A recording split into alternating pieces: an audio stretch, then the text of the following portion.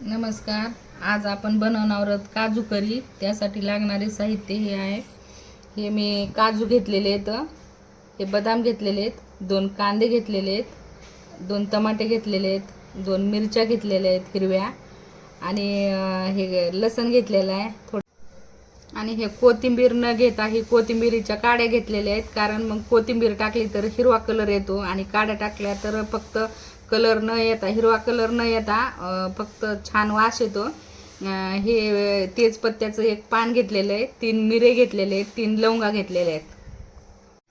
आता मी ही कढई गरम करायला ठेवली आणि त्याच्यात तेल टाकलेलं आहे. तेल गरम झालं थोडंसं की लगेच याच्यामध्ये थोडे बदाम टाकून घ्यायचे. थोडेसे आपल्याला तळून घ्यायचे बदाम, जास्त नाही तळायचे. अगोदर बदाम टाकल्यानंतर टाका काजू.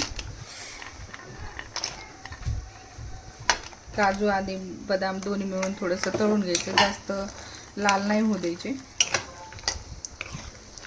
आता हे मी काढून घेतले. काजू बदाम काढून घेतल्यानंतर याच्यामध्ये टाका कांदा.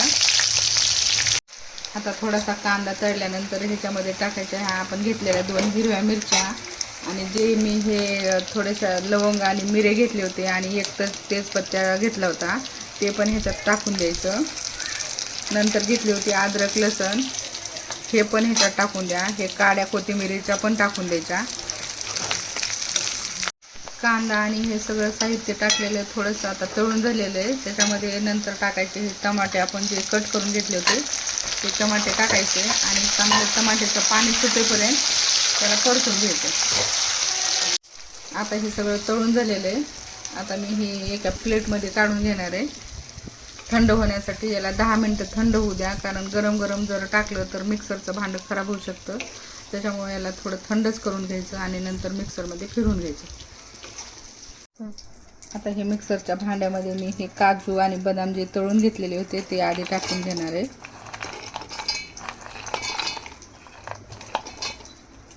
नंतर जे हे आपण साहित्य घेतलं होतं प्लेटमध्ये काढलेलं, 10 मिनटं हे थंड करून घेतलेलं आहे.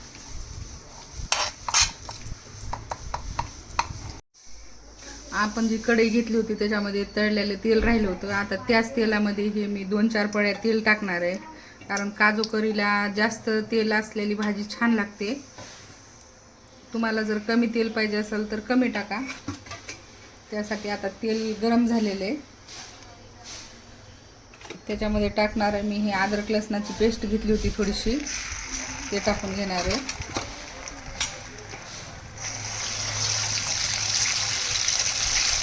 अद्रक लसण टाकल्यानंतर जी आपण ही मिक्सरमध्ये पेस्ट फिरवून घेतलेली हे काजू बदाम आणि सर्व ते त्याच्यामध्ये टाकून घ्यायचं.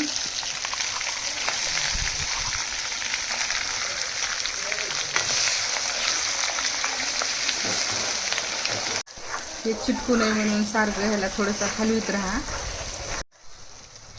आता याला चांगलं तेल सुटलेलं आहे, म्हणजे आता चांगलं तळलेलं आहे हे, कारण हे खाली चिटकत नाही आहे. आता ते त्याच्यामध्ये टाकायचं हे 2 चमचे लाल चटणी. ज्यांना जास्त तिखट पाहिजे असेल तर जास्त टाका, कमी पाहिजे असेल तर कमी टाका. तिखटच छान लागते भाजी.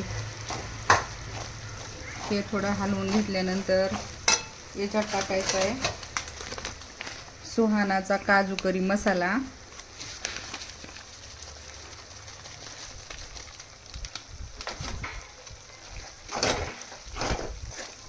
हलवून घ्या. काजू करी मसाला टाकल्यानंतर थोडासा गरम मसाला टाका आणि चांगलं परतू द्या.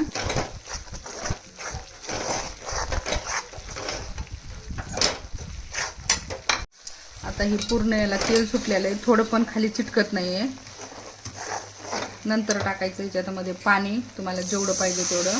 जास्त घट्ट पाहिजे असेल तर कमीच पाणी टाका, थोडी पातळ असेल तर थोडं जास्त टाका, पण घट्टच भाजी छान लागते. आणि 10 मिनटं शिजू द्या. आता तुम्ही बघू शकता की ह्याला छान अशी उकळी फुटलेली आहे. आता उकळी फुटल्यानंतर हे जे आपले काजू आपण कट करून ठेवलेले होते हे त्याच्यामध्ये टाकून घ्यायचे आणि चवीनुसार मीठ टाकायचं आणि थोडं मंद आचेवर 10 मिनटं शिजवून घ्यायचं. आपण बघू शकता हे काजू करीची ग्रेव्ही किती छान झालेली आहे, एकदम अशी मस्त दिसत आहे. हे आता आपण ही एका बाउलमध्ये काढून घेणार आहोत.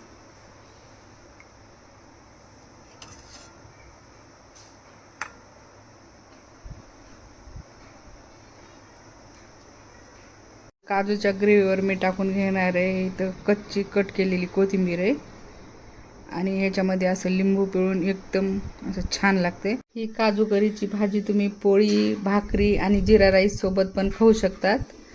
चॅनलला सबस्क्राईब करा आणि व्हिडिओला लाईक करा. थँक्यू.